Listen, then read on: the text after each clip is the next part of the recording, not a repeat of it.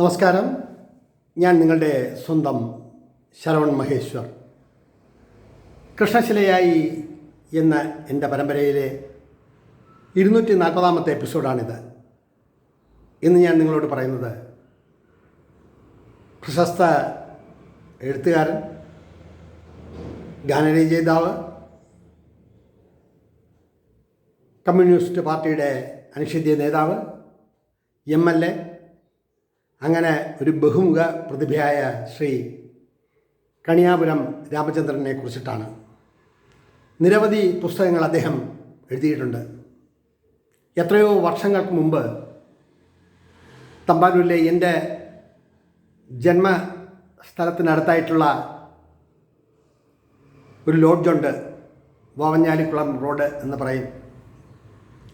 തൊട്ടടുത്തുള്ള റോഡ് വഴി പോകുമ്പോഴാണ് എൻ്റെ വീടും തമ്പാനൂർ അയ്യപ്പ ക്ഷേത്രത്തിനൊക്കെ അടുത്തായിട്ടാണ്. അപ്പോൾ സോഷ്യലിസ്റ്റ് പാർട്ടിയുടെ പ്രവർത്തകനും എഴുത്തുകാരനും ഒരു വാർത്താ പ്രസിദ്ധീകരണത്തിൻ്റെ ചെയർമാനുമൊക്കെ ആയിരുന്ന ശ്രീ മണികണ്ഠൻ നായർ, കലയോട് അതീവമായ താല്പര്യമുള്ള മണികണ്ഠൻ നായർ, മണിയേട്ട എന്നാണ് ഞാൻ കുഞ്ഞുനാൾ മുതലേ അദ്ദേഹത്തെ വിളിച്ചിരുന്നത്. ഒരു നല്ലൊരു മനുഷ്യസ്നേഹി, രാഷ്ട്രീയവും സാഹിത്യവും ചെറിയൊരു പത്രത്തിൻ്റെ പത്രാധിപരും ഒക്കെ ആയിട്ടുള്ള അദ്ദേഹം ഒരു നാടകം തമ്പാനൂരുള്ള തമ്പാനൂർ റെയിൽവേ സ്റ്റേഷനിൻ്റെ അടുത്തുള്ള ഒരു RMSൻ്റെ ഓഫീസുണ്ട്. അതിൻ്റെ അടുത്തായിട്ടൊരു സ്റ്റേജും കുറേ സ്ഥലവും ഒഴിഞ്ഞിടക്കുന്ന ഒരിടം. അവിടെ മുമ്പൊരു പാലമുണ്ടായിരുന്നു, ഇക്കരെ നിന്നും അക്കരെ പോകുന്ന മാതിരി. അപ്പുറത്ത് പഴയ ശക്തി തിയേറ്റർ, പിന്നീട് 1-2 തിയേറ്ററുകളൊക്കെ വന്നു. അതുവഴി നമുക്ക് മറ്റൊരു സ്ഥലത്തേക്ക് പോകാം. ഇന്ന് ആ പാലമെല്ലാം വിസ്മൃതിയിലായി. ആ സ്റ്റേജൊന്നുമില്ല. ആ സ്റ്റേജിൽ വെച്ചിട്ടാണ് ഒരുപാട് നേതാക്കൾ, മുഖ്യമന്ത്രിമാരും മന്ത്രിമാരും AKGയും EMSും അങ്ങനെ നിരവധി രാഷ്ട്രീയക്കാർ, രാഷ്ട്രീയ നേതാക്കൾ, മന്ത്രിമാർ, ഇവരെല്ലാം പ്രസംഗിച്ച ഒരു സ്ഥലം കൂടിയാണ്. അവിടെ ഒരു വലിയ സ്റ്റേജുണ്ട്. ആ സ്റ്റേജിലൊരു നാടകം അവതരിപ്പിക്കുകയാണ് ശ്രീ മണികണ്ഠൻ നായർ. അങ്ങനെ എന്നും സായന്തനങ്ങളിൽ അവിടെ യോഗവും പ്രസംഗങ്ങളും ഒക്കെ ഉള്ളതുകൊണ്ട് വരാനും കേൾക്കാനും എളുപ്പമാണ്. അങ്ങനെ ഒരു നാടകത്തിൽ എന്നെയും അഭിനയിപ്പിക്കാൻ ഉൾക്കൊള്ളിച്ചു. നാടകത്തിൻ്റെ പേരൊക്കെ വിസ്മൃതിയിലാണ്ടുപോയി, ഓർമ്മയിൽ തിരഞ്ഞിട്ട് കിട്ടുന്നില്ല. പക്ഷെ അതിൽ ഒരു പാത്രത്തിൽ നിന്നും ചോറ് വാരി കഴിക്കുന്ന ഒരു അനാഥ ബാലൻ്റെ റോളായിരുന്നു അതിൽ. ഞാനും വേറൊരു പയ്യനുമുണ്ട്. ആ പയ്യൻ ഇന്ന് എവിടെയാണെന്ന് പോലും ഓർമ്മയില്ല. നാടകമെല്ലാം കഴിഞ്ഞ് പുറത്തിറങ്ങുമ്പോൾ ഇദ്ദേഹം സ്റ്റേജിൻ്റെ പിന്നിലായിട്ട് വന്നിട്ട്, എടാ രവി, നീ 2 സീനിലാണെങ്കിലും കലക്കി കേട്ടോ. ഞാൻ ചിരിച്ചു. നീ ശ്രമിച്ചാൽ ഭാവിയിലൊരു അഭിനേതാവാകാം. അപ്പോഴും ഇദ്ദേഹം ആരാണെന്നൊന്നും എനിക്കറിയില്ല. എന്നുവെച്ചാൽ വിദ്യാഭ്യാസ കാലഘട്ടത്തിലാണ് ആ നാടകമൊക്കെ അവിടെ അരങ്ങേറിയത്. കാലം എത്രയോ കഴിഞ്ഞിരിക്കുന്നു. അതിനുശേഷം കുറേ നാൾ കഴിഞ്ഞ് കോളേജ് വിദ്യാഭ്യാസമൊക്കെ കഴിഞ്ഞ് അങ്ങനെ നിൽക്കുന്ന അവസരത്തിലാണ് വീണ്ടും അദ്ദേഹത്തെ കാണാനിടയായത്. ആ സ്വരാജ് ലോഡ്ജിലെ ഒരു ചെറിയ മുറിയിലാണ് അദ്ദേഹം താമസിച്ചിരുന്നത്. അന്ന് അദ്ദേഹത്തെക്കുറിച്ച് കൂടുതലൊന്നും അറിയില്ല എങ്കിലും ഗാനങ്ങൾ എഴുതും, പാർട്ടി നേതാവാണ്, CPIയുടെ കീഴിലാണ് എന്നൊക്കെ ഇങ്ങനെ കേട്ടിട്ടുണ്ട്. അങ്ങനെ ഒരു നാൾ ഒരു വൈകുന്നേരത്ത് ഞാൻ ഇദ്ദേഹത്തെ കാണുമ്പോൾ നീലയും വെള്ളയും കലർന്ന ഒരു ടീഷർട്ടും കൈലിയും ഉടുത്ത് പുറത്തങ്ങനെ നിൽക്കുകയാണ്. ആരോടൊക്കെയോ സംസാരിച്ച് അങ്ങനെ നിൽക്കുകയാണ്. അങ്ങനെ ഞാൻ ചെന്ന് പരിചയപ്പെട്ടു. സാർ, പഴയ രവിയാണ്, രവി എന്ന് എന്നെ എപ്പോഴും വിളിക്കാറുണ്ടല്ലോ. ആ ആ നിന്നെ ഞാൻ ഓർക്കുന്നു, നീ ഇപ്പം എന്താ ചെയ്യുന്നത്? അപ്പം ഞാൻ പറഞ്ഞു ചെറുതായിട്ടൊക്കെ എഴുതും, കഥയും കവിതയും നോവലും ഒക്കെ എഴുതും. ആ ശരി, അപ്പം എഴുത്തിലാണ് നിൻ്റെ ഭ്രമം, അഭിനയത്തിലല്ല. പിന്നെ നിന്നെ അന്ന് ഞാൻ അവിടെ കണ്ടതോ? എവിടെയാണ് നമ്മൾ വെട്ടിത്തിളങ്ങുക എന്നൊന്നും പറയാൻ പറ്റില്ലല്ലോ സാർ. ഓ അത് ശരി, അപ്പം നിനക്ക് ചെറിയ ദീർഘവീക്ഷണമൊക്കെ ഉണ്ട്. അത് കഴിഞ്ഞ് ബാ ഈ സൈഡിലോട്ട് ഒതുങ്ങിയിരിക്കും, വല്ല വണ്ടിയൊക്കെ വന്ന് ഇടിച്ചാൽ നമ്മൾ രണ്ടുപേരും വടിയാവും. വളരെ നൈർമല്യം നിറഞ്ഞ വർത്തമാനങ്ങൾ. ഇപ്പോൾ തൊട്ടടുത്ത് ഒരു സായിപ്പിൻ്റെ കടയാണ്. അദ്ദേഹത്തിൻ്റെ അവിടുന്ന് സ്ഥിരം നാരങ്ങ വെള്ളവും കുടിച്ച് ഇദ്ദേഹം, എൻ്റെ ഓർമ്മ ശരിയാണെങ്കിൽ ഇദ്ദേഹം അന്ന് ശരിക്കും മുറുക്കുമായിരുന്നു, വെറ്റില മുറുക്കുമായിരുന്നു എന്നൊരു തോന്നലുണ്ട്. അങ്ങനെ പലപ്പോഴും കാണാറും സംസാരിക്കാറും ഒക്കെ ഉണ്ടായിരുന്നു. ഓരോ തവണ കണ്ട് സംസാരിക്കുമ്പോഴും എടുത്തു പറയേണ്ട ഒന്ന്, ഒരുപാട് അനുഭവങ്ങൾ ഭാഷയെക്കുറിച്ചും സൃഷ്ടിയെക്കുറിച്ചും നല്ല അവധാനതയോടെ സംസാരിക്കുന്ന ഒരു വലിയ വ്യക്തിത്വം. അദ്ദേഹത്തെ കുറിച്ച് പറയുമ്പോൾ 1938 ആഗസ്റ്റ് 5 കണിയാപുരത്ത് ജനനം. വിദ്യാഭ്യാസ പ്രവർത്തനത്തിലൂടെ രാഷ്ട്രീയത്തിൽ പ്രവേശിച്ചു.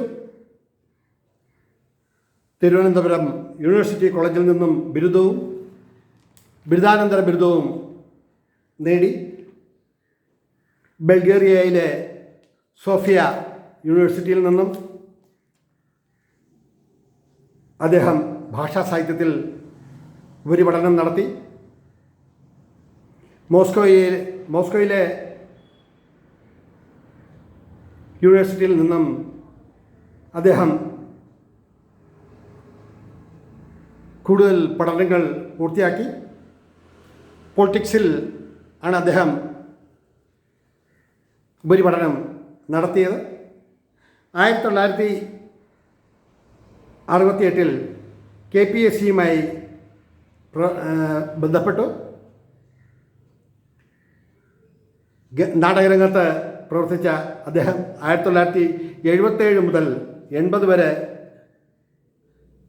നെടുമങ്ങാട് മണ്ഡലത്തിലെ MLA ആയിരുന്നു. നാടകരചയിതാവ്, സിനിമാ ഗാനരചയിതാവ്, അങ്ങനെ പ്രക്ഷോഭമായ ഒരു ജീവിതം. 1986 മാണിക്യക്കൊട്ടാരം സിനിമയിലൂടെ അദ്ദേഹം ഗാനരചന നിർവഹിച്ചു. 50ഓളം ഗാനങ്ങൾ അദ്ദേഹം എഴുതി. 2005 ഏപ്രിൽ 18 67-ാം വയസ്സിൽ ഈ ലോകത്തോട് വിട പറഞ്ഞു. അദ്ദേഹത്തിൻ്റെ കവിതാ സമാഹാരങ്ങളും അദ്ദേഹത്തിൻ്റെ നാടകങ്ങളും എത്രയോ സൃഷ്ടികൾ ഒന്നിൽ നിന്നും വളരെ വിഭിന്നമാണ് അടുത്തു നിന്നും. കവിതയായാലും നാടകമായാലും എഴുത്തിൻ്റെ ഒരു വലിയ ക്യാൻവാസ് സൃഷ്ടിച്ചിട്ടാണ് അദ്ദേഹം ഇവിടെ നിന്നും കടന്നുപോയത്. എടുത്തു പറയേണ്ട ഒരു വസ്തുത, അദ്ദേഹം ആരോടും തനിക്ക് ഇത്രമാത്രം വിദ്യാഭ്യാസ യോഗ്യതയുണ്ടെന്നോ താൻ എന്തോ വലിയൊരു പ്രസ്ഥാനമാണെന്നോ അല്ലെങ്കിൽ തനിക്കെല്ലാം അറിയാം നിങ്ങൾക്കൊന്നും അറിയില്ല എന്നുള്ള തോന്നലുകളോ ഒന്നും ഉണ്ടായിട്ടില്ല. എപ്പോൾ കണ്ടാലും അദ്ദേഹം ഇപ്പോൾ എഴുതുന്നൊന്നുമില്ലേ കഥയും കവിതയൊന്നും. നീ എഴുതി എനിക്ക് തട, ഞാനത് വായിച്ചു നോക്കട്ടെ. നമ്മൾ സാർ ഒരു ദിവസം കൊണ്ടുവരാൻ കുറച്ച് കവിതകളുണ്ട്. അങ്ങനെ എത്രയോ ആഴ്ചകൾക്ക് ശേഷം എഴുതിയ കുറേ കവിതകളെല്ലാം കൂടെ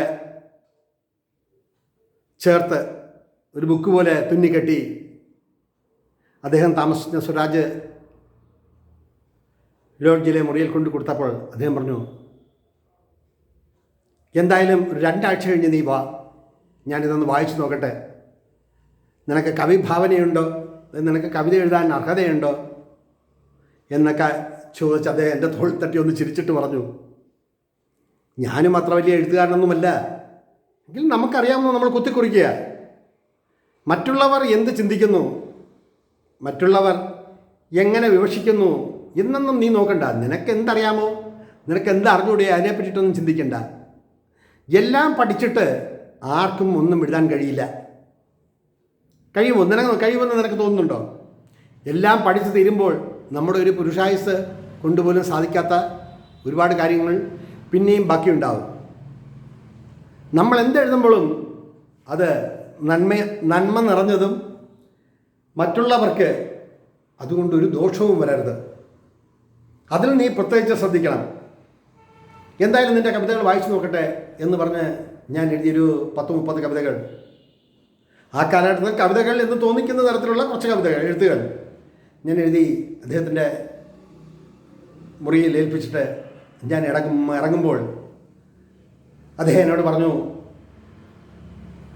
നിനക്ക് നല്ലൊരു ഭാവി ഉണ്ടടാ, പക്ഷെ നിൻ്റെ തലച്ചോറും നിൻ്റെ ചിന്തയും അത് എവിടെ ചെന്ന് നിൽക്കും എന്നൊരു പിടുത്തവുമില്ല എന്നെന്നോട് പറഞ്ഞു. അത് കഴിഞ്ഞ് ഒരു 1-2 ആഴ്ച കഴിഞ്ഞ് അദ്ദേഹത്തിൻ്റെ ഒരു പ്രസംഗം കേൾക്കാൻ ഞാൻ പോയി.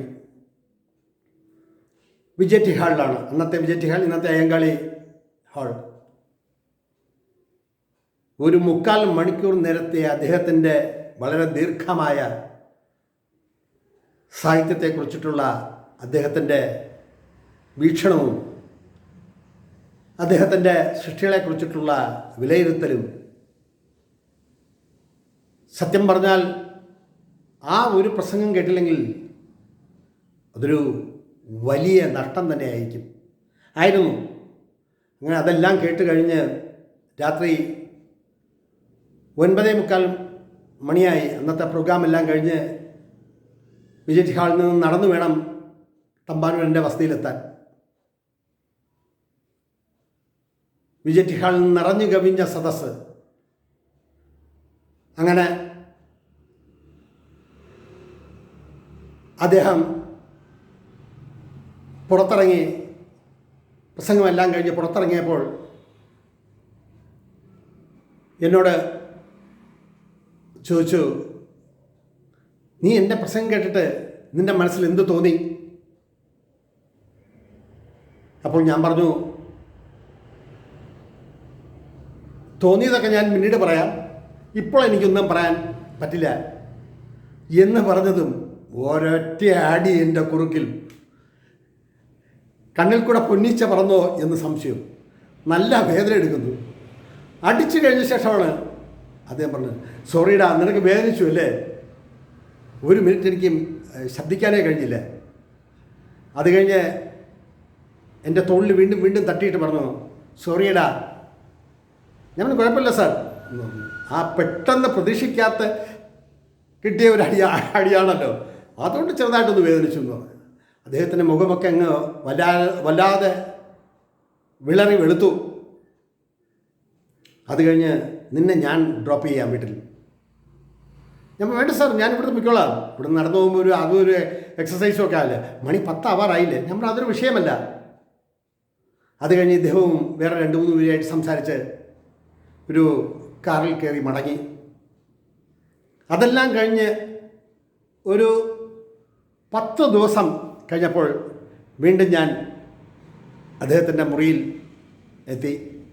സാർ, എൻ്റെ കവിത വായിച്ചോ? നിന്നെ ഞാൻ പ്രതീക്ഷിച്ചിരിക്കുകയായിരുന്നു. നമ്മൾ അതെന്തിനാണ് പ്രതീക്ഷിച്ചിരിക്കണേ? നിന്നെ കണ്ടിട്ട് നിനക്ക് ആദ്യം അടി തരണം. എടാ, ഇതെന്താ കവിതയാണോ? ഇതെന്തോന്നാണ് സാധനം? എനിക്ക് മനസ്സിലാവില്ല. നീ എന്തൊക്കെയോ ചിന്തിക്കുന്നു. ഒരു വലിയൊരു തീപ്പൊരിയുണ്ട് നിൻ്റെ ഹൃദയത്തിൽ. പക്ഷെ അത് എങ്ങോട്ടൊക്കെയോ കത്തിപ്പടരുന്നില്ലേ എന്ന് എനിക്കൊരു തോന്നൽ. ഞാൻ ഇത് ചില കുറിപ്പുകളൊക്കെ കുറിച്ചിട്ടുണ്ട്. നിനക്കെപ്പോഴെങ്കിലും സമയം കിട്ടുമ്പോൾ നീ അതൊക്കെ ഒന്ന് നോക്കൂ. അക്ഷരത്തെറ്റുകളും വെട്ടും തിരുത്തും ഒക്കെയായി അത് വായിച്ച് മനസ്സിലാക്കാൻ വളരെ ചെറിയ അക്ഷരമാണ്, വളരെ പ്രയാസമാണ്. എല്ലാം വായിച്ച് തീർന്ന ശേഷം ഓരോ കവിതകളുടെയും ഓരോ പേജിൻ്റെയും പുറകിൽ അദ്ദേഹം എന്തൊക്കെയോ കുറിച്ചു. ഇത് കൊള്ളാം, ഇത് കൊള്ളില്ല, ഇതിലെ ചിഹ്നം നന്നല്ല, ഇങ്ങനെയല്ല എഴുതേണ്ടത്, ഇതൊരു കവിതയാണോ?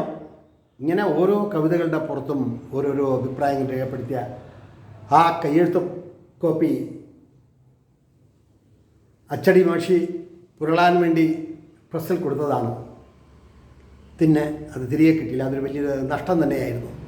അതെല്ലാം കഴിഞ്ഞ് അതും വാങ്ങി പുറത്തിറങ്ങുമ്പോൾ അദ്ദേഹം പറഞ്ഞു, ജീവിതത്തിൽ ഒരുപാട് പേരെ ഞാൻ ഇന്ത്യയിലും വിദേശത്തുമൊക്കെ കണ്ടുമുട്ടിയിട്ടുണ്ട്. പക്ഷേ എന്തോ എൻ്റെ മനസ്സിൽ നിനക്കൊരു ശോഭനമായ ഭാവിയുണ്ട് എന്നെനിക്ക് തോന്നിപ്പോകുന്നു. ഇനി എന്നാടാ നമ്മൾ തമ്മിൽ പരസ്പരം കാണുന്നത്? നമ്മൾ കാണാം സാർ, ഇവിടെ അടുത്തല്ലേ, എൻ്റെ വീടും സാർ താമസിക്കുന്ന ഇവിടെ അടുത്തല്ലേ എന്ന് പറഞ്ഞിട്ട് കാര്യമില്ലല്ലോ.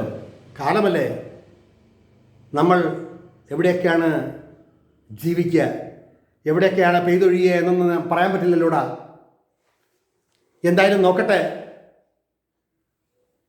ഞാൻ ഏതെങ്കിലും പത്രത്തിൽ നിൻ്റെ സൃഷ്ടികളെ കുറിച്ചിട്ട് ഒരു കമൻ്റ് എഴുതാൻ ശ്രമിക്കാം എന്ന് പറഞ്ഞു.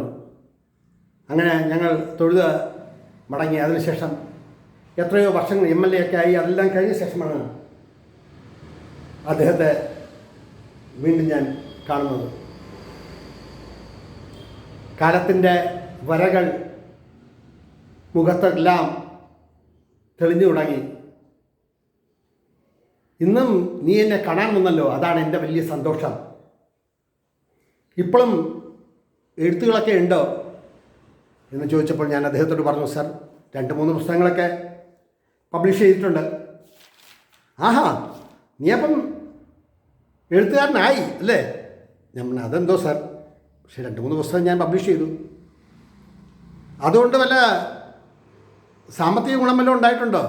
അത് പറയാതിരിക്കുന്നതാണ് ഭേദം സാർ. ഉറക്കൊന്ന് ചിരിച്ചു.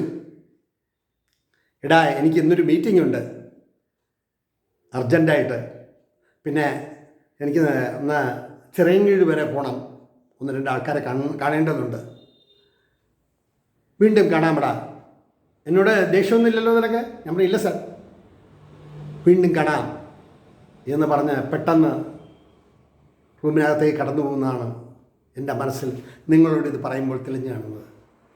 സാഹിത്യത്തിൻ്റെ മേഖലയിലായാലും രാഷ്ട്രീയത്തിൻ്റെ മേഖലയിലായാലും അദ്ദേഹം ഒരു സൂര്യ തേജസ് തന്നെയാണ്. കാലങ്ങൾ എത്രയോ കഴിഞ്ഞിരിക്കുന്നുവെങ്കിലും മറക്കാവതല്ല അദ്ദേഹവുമായിട്ടുള്ള ആ സൗഹൃദം. ഇത്രയും പറഞ്ഞുകൊണ്ട് എൻ്റെ വാക്കുകൾ ഉപസംഹരിക്കട്ടെ. നന്ദി, നമസ്കാരം.